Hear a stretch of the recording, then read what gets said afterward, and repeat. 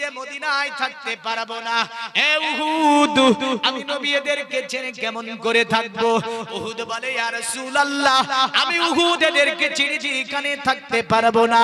আমার নবী বলে এ উহুদ, অতএব আমি নবীও যে থাকতে পারবো না।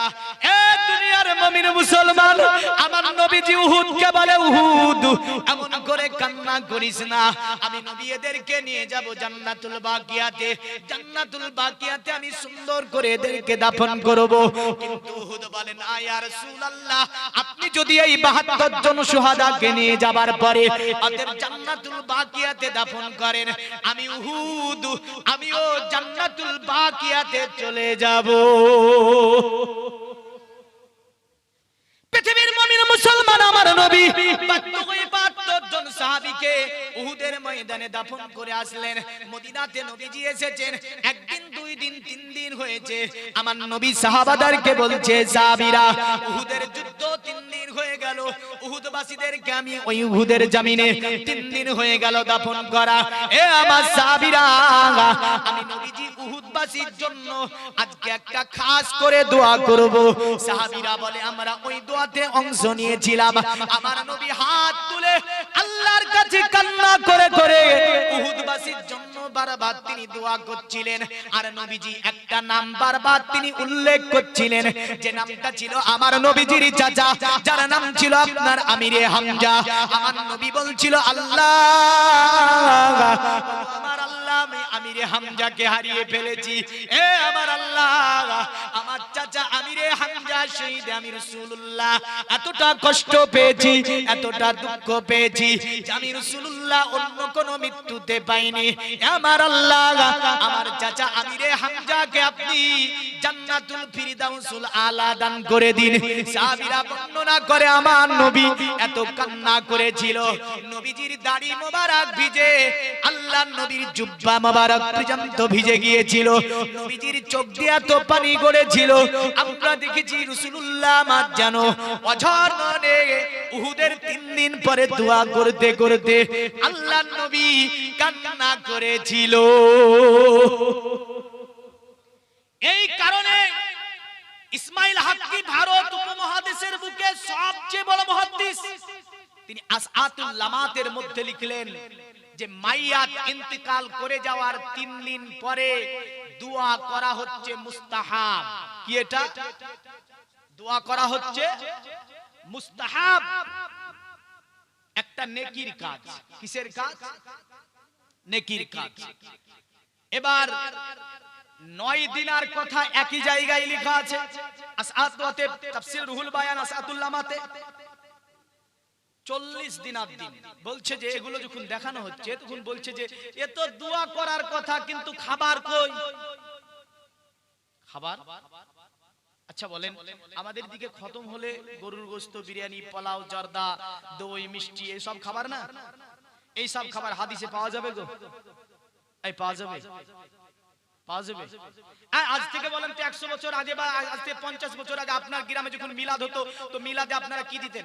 বুড়ো মানুষেরা বলতে পারবে। হ্যাঁ, তারপরে মৌলবীদেরকে আপ্যায়নের জন্য কি খাওয়াতেন?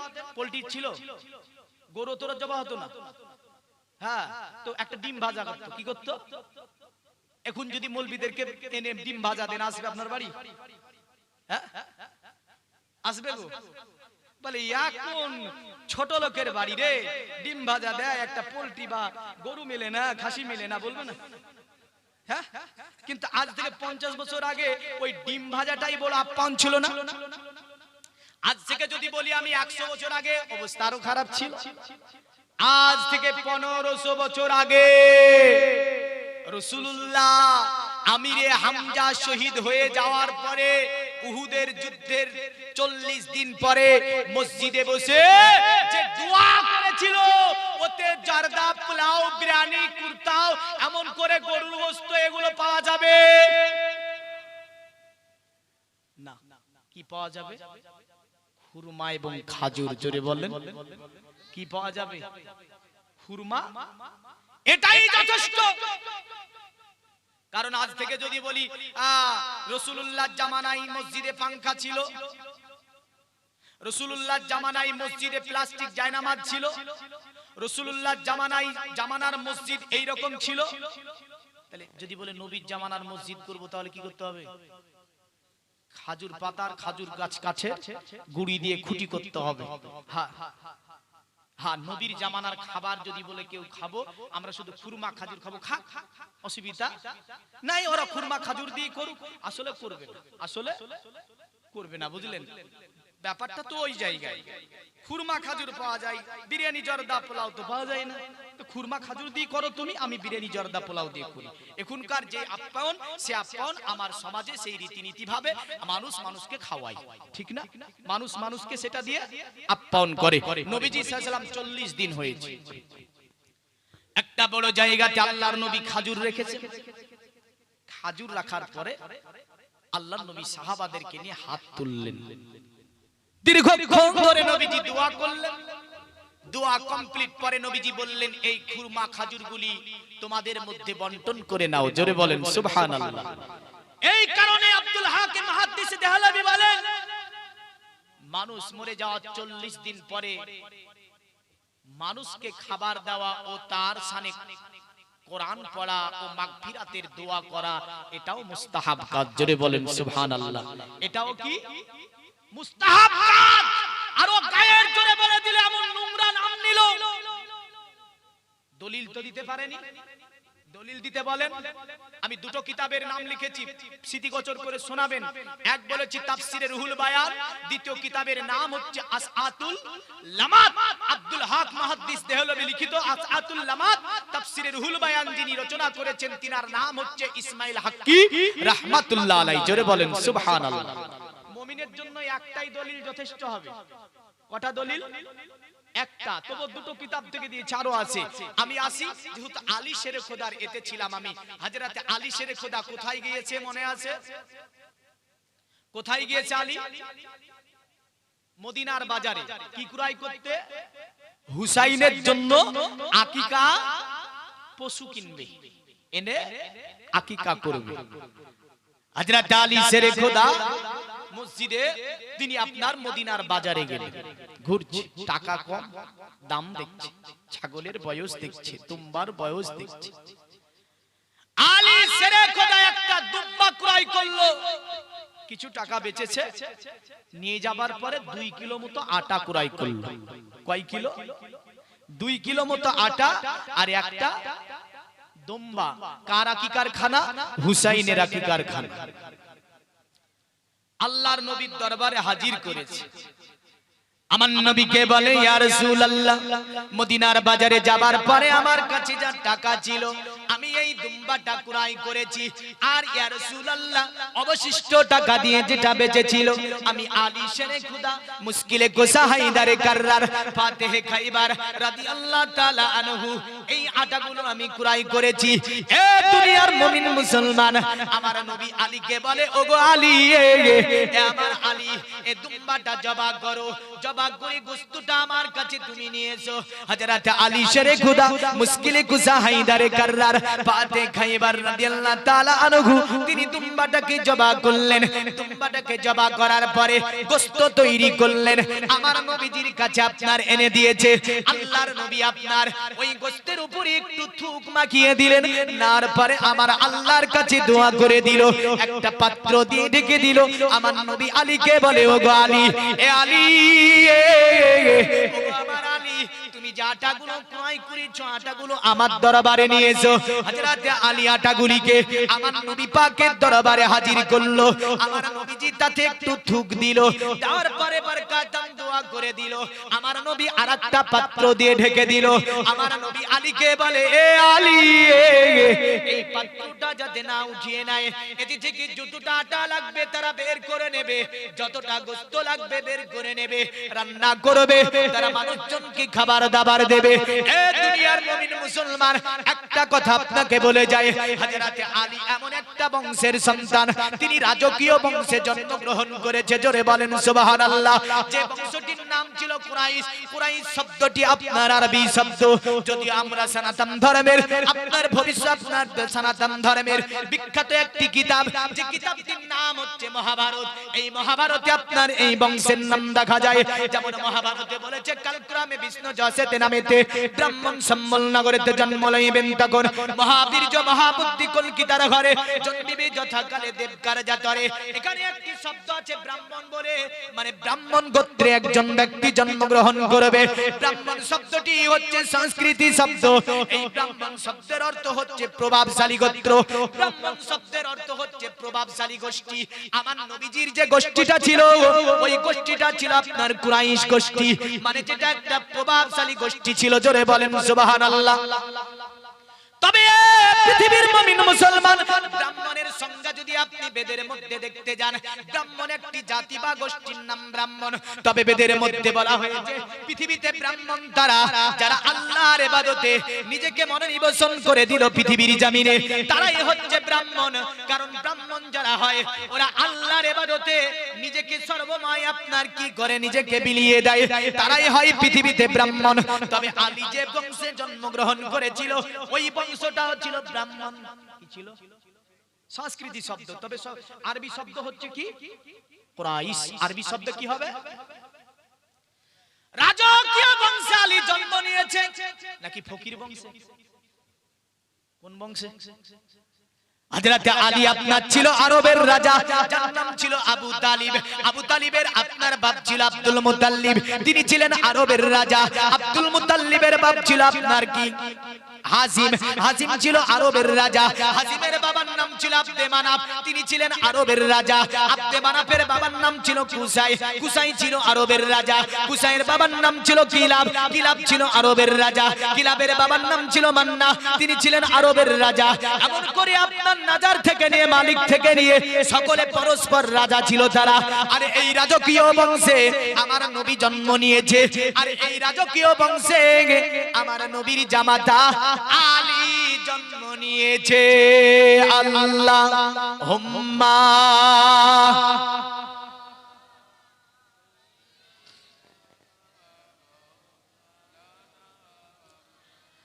ওয়া আলা আলি।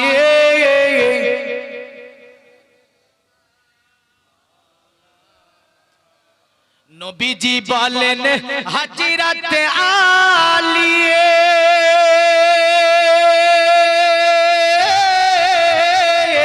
বিছানাতে যাও গো শুয়ে তোমারে বলি।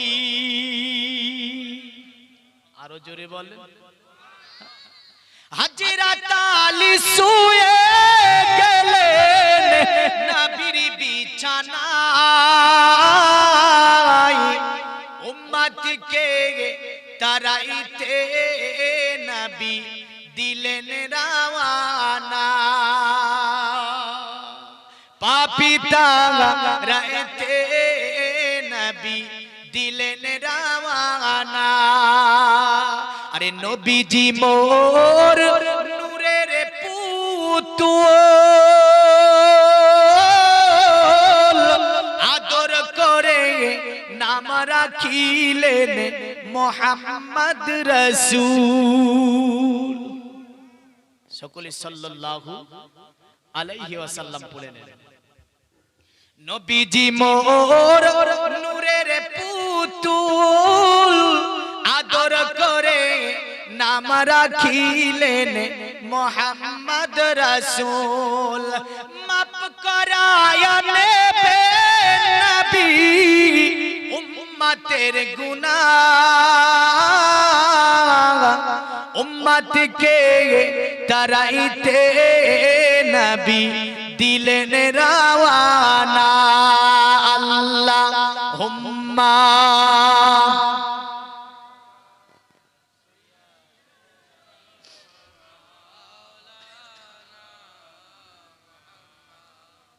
ওয়া আলা আলি।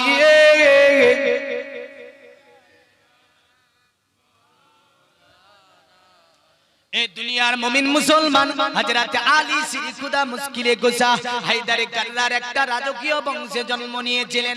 কোনদিন এ আলীকে গরিব মিসকিন বলবেন না? বলবেন? এবার দেখেন নবীজি সাল্লাল্লাহু আলাইহি ওয়াসাল্লাম তো থুক দিল, আমরা যদি কোনো জিনিসে থুক দিই খাওয়া হবে গো? এই থুক দেওয়া জায়েজ না না জায়েজ আমাদের জন্য? এই থুক দেওয়া জায়েজ?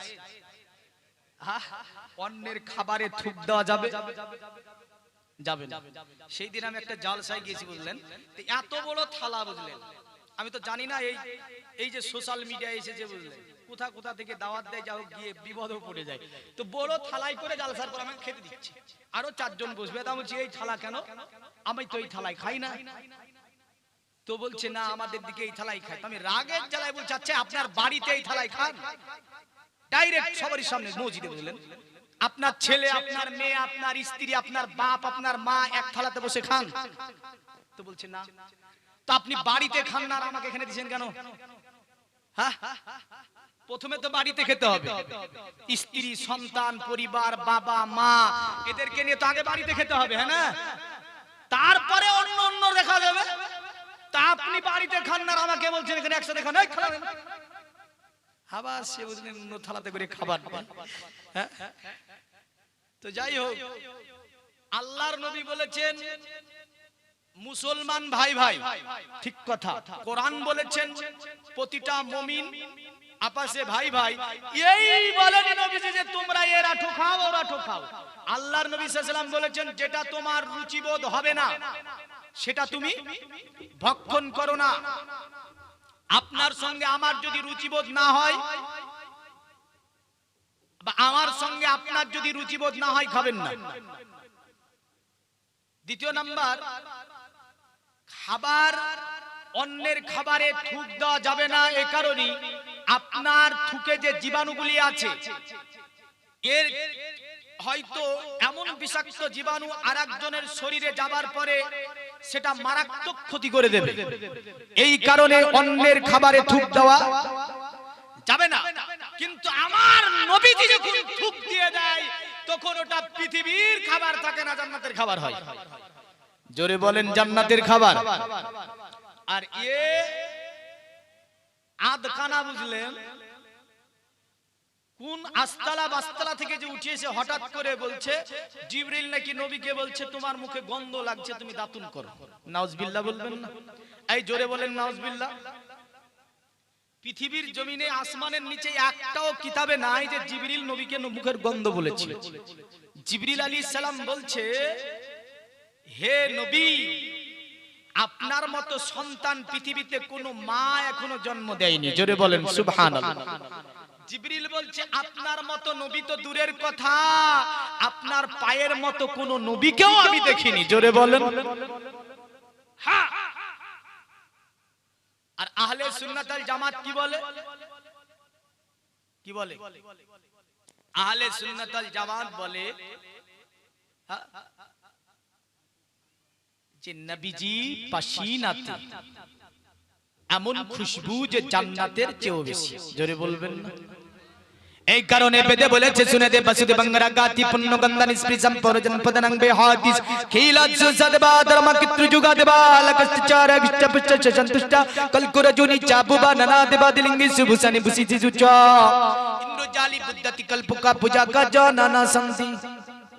বেদে বলছে নবীকে চিনতে অসুবিধা হলে বাসুদে বাংরা গাতি পুণ্য গন্ধা নিষ্প্রিসম, মানে তিনি যে রাস্তা দিয়ে যাবে সে রাস্তা পর্যন্ত সুগন্ধে ভরে যাবে। নবীজির শরীর মোবারক থেকে যেন জান্নাতের ঘ্রাণ পাওয়া যাবে। সাহাবী বলেন আন আনাস রাদিয়াল্লাহু তাআলা আন নবী সাল্লাল্লাহু আলাইহি ওয়াসাল্লাম আসলুকু তরিকান ফাতবাহাদুন ইল্লা রাফাকাত সালাকাহু মিন তাইয়্যিবি আরকি। সাহাবী বলছেন আমার নবীকে আমি দেখেছি, নবী যে রাস্তা দিয়ে যেত ওই রাস্তাতে কয়েকদিন ধরে আমার নবীজির শরীর মুবারকের সুগন্ধি আমরা যেন পেতাম। জোরে বলেন সুবহানাল্লাহ। আর পেট বলল শুনে রেখে দে, নবীজির শরীর মুবারক থেকে খুশবু বের হবে।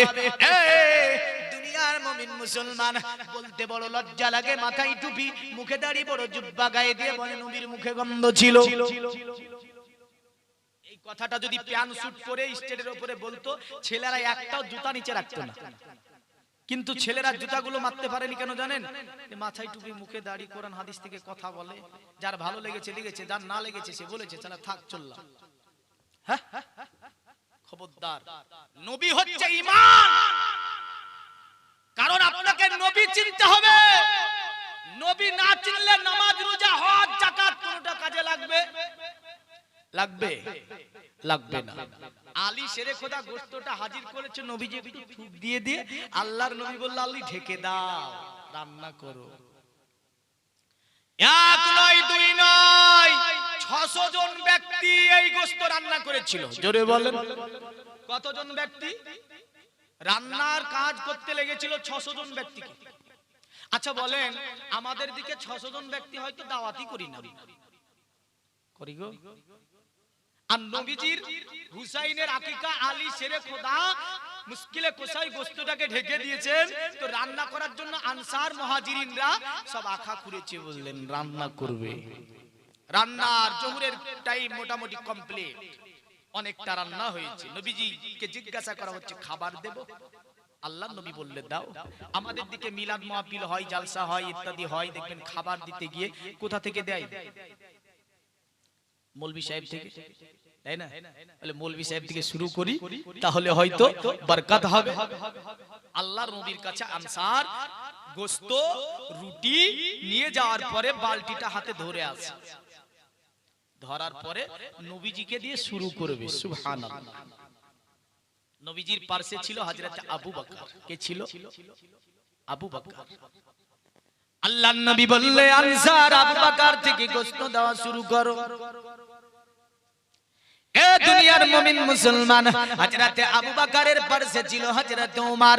ইতিমধ্যে মসজিদে নববীর মধ্যে একজন ছোট্ট বাচ্চা বুঝলেন হযরত ওমরকে ডাকছে, আব্বা, এ আব্বা বলে ডাক দিয়েছে। হযরত ওমর দেখছে মসজিদের মধ্যে যেন ওমরের ছোট্ট একটা ছেলে, যার নাম ছিল আব্দুল্লাহ, এই আব্দুল্লাহ যেন আপনার মসজিদের মধ্যে প্রবেশ করে গিয়েছে। হযরত ওমর বসেছিল, হযরত ওমরের কাছে আব্বা বলে এসে বুঝলেন যখন পৌঁছে গিয়েছে, উমারের কানের কাছে মুখ দিয়ে ছেলেটি বলছে, এ আব্বা, আমি যখন বাড়ি থেকে বের হলাম, মা আমাকে বলেছে, এ আব্দুল্লাহ কোথায় যাবে? বলে নবীজির কাছে যাব। আল্লাহর নবী যে হুসাইনের খাবার দিচ্ছে, আকিকার খাবার, ওটা ভক্ষণ করতে যাব। আল্লাহর নবীর কাছে যাব। আপনার ওই আব্দুল্লাহর মা, যেটা হচ্ছে উমারের স্ত্রী, ডেকে আব্দুল্লাহকে বলছে, আব্দুল্লাহ, নবীজির দরবারে যাবার পরে খাবার ভক্ষণ করে বরকতান একটু খাবার আমার জন্য তুমি নিয়ে আসবে। হযরত উমরকে ছেলে গিয়ে বলছে, আব্বা, মা একটু নবীজির দরবারের খাবার চেয়েছে। হযরত আব্দুল্লাহর কথাটা আমার নবীজির কানে পৌঁছে গিয়েছে। আমার নবী বলছে, উমর, এ উমর কি ব্যাপার, তোমাকে কি বললো? হযরত উমর বলছে, ইয়া রাসূলুল্লাহ, এমন কোনো কথা বলেনি। আমার নবী বলছে, উমর, আমি শুনতে পেয়েছি।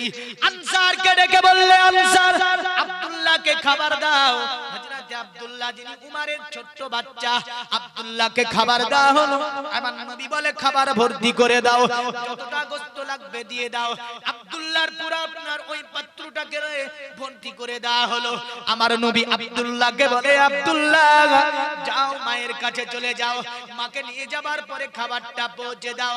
আব্দুল্লাহ বড় খুশি হয়ে ওই খাবারগুলোকে নিয়ে বুঝলেন মসজিদে নববী থেকে তিনি বেরিয়ে যখন মদিনার রাস্তা দিয়ে চলে যাচ্ছে, ছোট ছোট ছেলেরা বলছে, আব্দুল্লাহ, এই খাবার তুমি কোথায় পেলে?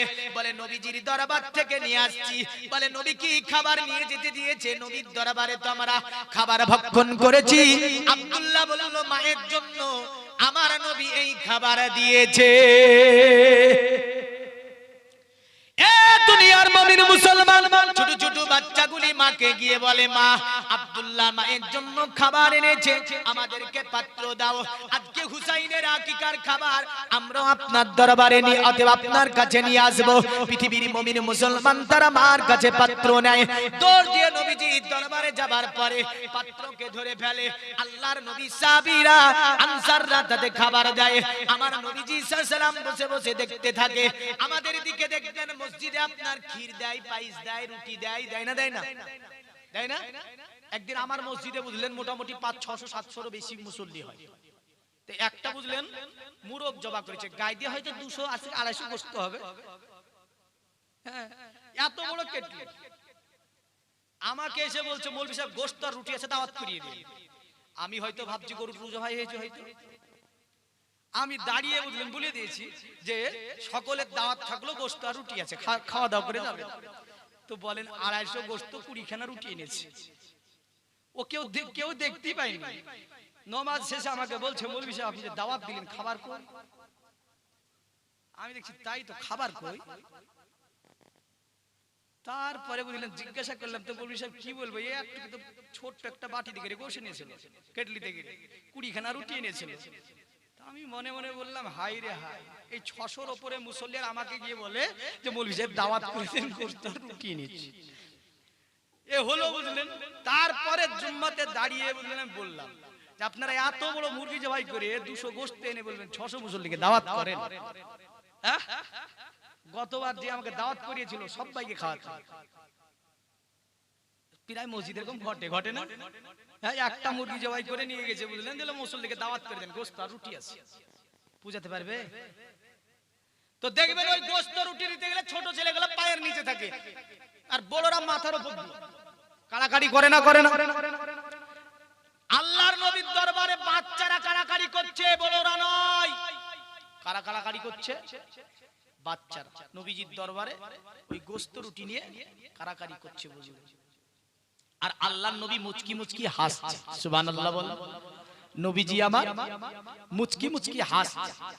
তো একটা বাচ্চা বুঝলেন 3 বার এসেছে। কবার? 3 বার থালা ধরেছে। আমাদের দিকে নাই না, এই দেখিস আবার দৌড় দিয়ে দাও, আবার দৌড় দিয়ে আবার দাও। তো আনসার 3 বার দেখে বলছে কবার নাই। নবীজি বসেছিল দেখছে। আল্লাহর নবী আনসারকে বলছে, আনসার তুমি ওকে ধমকি কেন দিলে? আল্লাহর নবী আনসার বলছে, ইয়া রাসূলুল্লাহ বাচ্চাটি 3 বার এসেছে। আল্লাহর নবী বলে, খবরদার বাচ্চাকে ধমকি দিও না।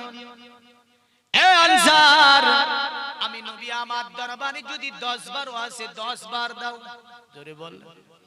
গোশতের কম হবে না, রুটির কম হবে না। এ হচ্ছে আমার রাহমাতুল লিল আলামিনের দরবার। এ ছিল আলী শেরি খুদা মুশকিলে কুসা হায়দারে কাররার, তিনার আপনার সন্তানের আকিকা। তবে পৃথিবীর মুমিন মুসলমান, আপনাকে জীবন নিয়ে দুটি কথা বলে যাব। হযরত আলী শেরি খুদা মুশকিলে কুসা হায়দারে কাররার পাতি কাইবার রাদিয়াল্লাহু তাআলা আনহু জীবনে কোনোদিন পূজা করেনি, জীবনে কোনোদিন এ আলী শেরি খুদা অন্যায় ভাবে আপনার অন্যায় অত্যাচার অবিচার অনাচার জুলুম করেনি। এ আলী 8 বছর নয়, আমার নবীজির কাছে 6 বছর থেকে, আরো বর্ণনা আছে একদম বাতপানি অবস্থা থেকে যিনি আমার নবীর কাছে লালন পালন হয়েছিলেন, তিনার নামই ছিল হযরত আলী শেরে খোদা মুশকিলে কুসা হায়দারে কাররার পাতি কাইবার রাদিয়াল্লাহু তাআলা আনহু। একদা তিনি আপনার বাড়ির মধ্যে ফিরলেন, ফাতেমা তুজোরা বাড়িতে আছেন। হযরত আলীর মনটা যেন বড় খারাপ। হযরত ফাতেমা ডেকে বলে, ওগো আমার স্বামী, আমার স্বামী কি ব্যাপার, মনটা কেন আপনার খারাপ? আলী বলে, এ ফাতেমা আজকে নবীর দরবার থেকে আসলাম। এ ফাতেমা আজকে নবীর দরবারে একটি কাণ্ড ঘটে গিয়েছে। ফাতেমা বলছে, এমন কি ঘটেছে? বলে, এ ফাতেমা আজকে নবীকে দাওয়াত দিয়েছে হযরত উসমানে গানি, আর এই দাওয়াতের কারণে আমার নবীজি উসমানকে বলেছে, এ উসমান তোমার এই দাওয়াত আমি রাসূলুল্লাহ কবুল করলাম, এর বিনিময়ে যেন তুমি আল্লাহর কাছে জান্নাত পেয়ে যাবে।